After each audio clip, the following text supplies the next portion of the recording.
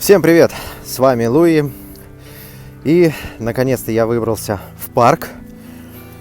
Зима опять преподнесла нам хороший, приятный сюрприз. Все, как я и ожидал, и надеялся, и верил. Смотрите, какой снежок.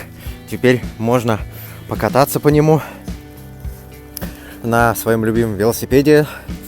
Сегодня, как я вам и обещал, покажу, как он едет.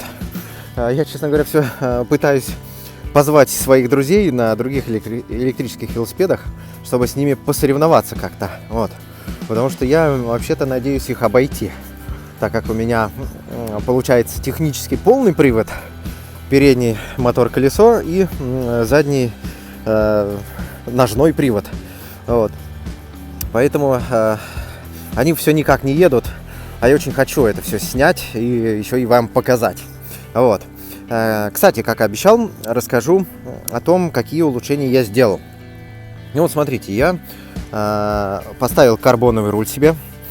Это, в принципе, выглядит как обычная труба, вот, которая ставится взамен штатной. Она легче, вот, красивее, не знаю, или прочнее, или, вот, будем надеяться.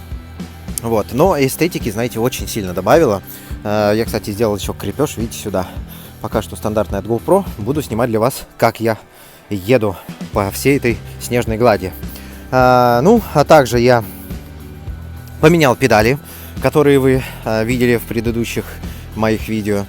Супер работают, шикарные, легенькие, удобные. Ну, все как полагается. Кстати, у них очень крутой зацеп. Видите, за мой ботинок шикарно хватают, и нога не соскальзывает, как с пластиковых. Ну и самое главное, что я сделал, все-таки это электрический велосипед, я сделал специальную манжету сюда, на центральную трубу. Как я ее делал? Все достаточно просто. Значит, у нас здесь есть центральная труба, в которой находятся аккумуляторы.